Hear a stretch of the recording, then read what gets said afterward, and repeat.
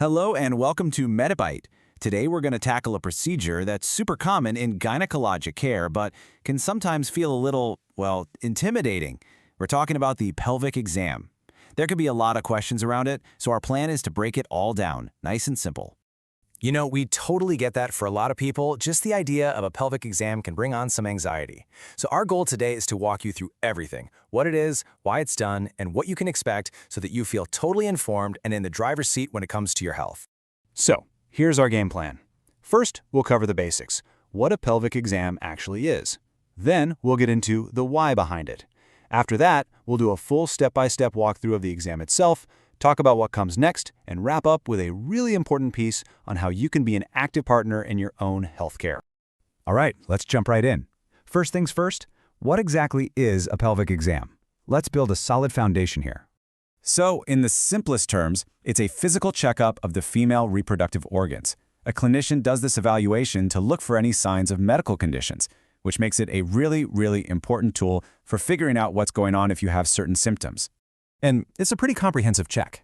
The clinician looks at the external anatomy, the vulva, and then they evaluate the internal organs, the vagina, cervix, uterus, fallopian tubes, and ovaries. It really gives them a full picture of your pelvic health.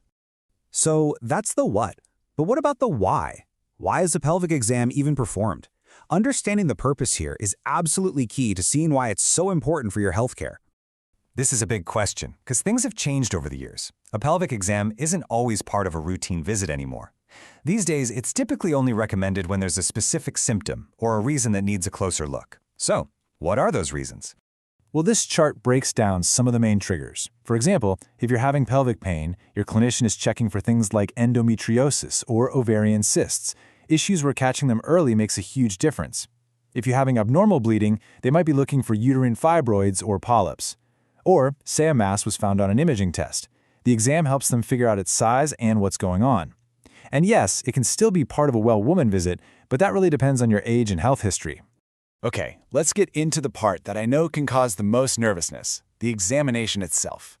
We're going to break this down step by step, so you know exactly what to expect. No surprises. You know, the whole thing is way more than just the physical part.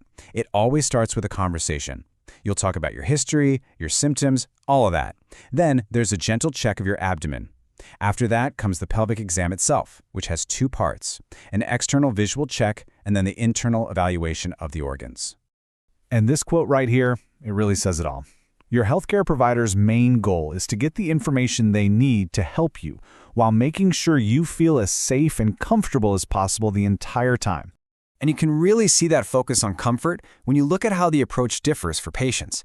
For adults, it's a necessary part of an evaluation when symptoms pop up.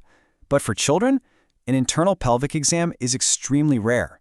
And if it's absolutely necessary, it's almost always done under anesthesia, just to make sure there's no fear or discomfort. Okay, so the exam's done. What's next? Let's chat about what happens in the follow-up. Well, right away, your clinician is going to talk with you about what they noticed. From there, they might suggest an imaging test, like an ultrasound, to get a better look. They might also do a Pap test, which is that critical screening for cervical cancer, or maybe even a biopsy, which is where they take a tiny tissue sample to get more concrete answers. This all leads us to our final and honestly maybe the most important section of all, your role in this whole process. I really want this to sink in. You are a partner in this process. The decision to have a pelvic exam, that should be a conversation between you and your provider. It's a shared decision where you get to talk about the benefits and any worries you have. Your voice really, truly matters. So, let's do a super quick recap. A pelvic exam is an incredibly valuable tool for figuring out health issues. It's a thoughtful, multi-step process that always starts with a conversation. Your comfort is a top priority, and most importantly, you should always feel empowered to ask questions. And we want to leave you with this little piece of food for thought. Being proactive is everything when it comes to your health. So, think about it. What's one question you'll ask at your next doctor's visit? Just having one ready can make a world of difference.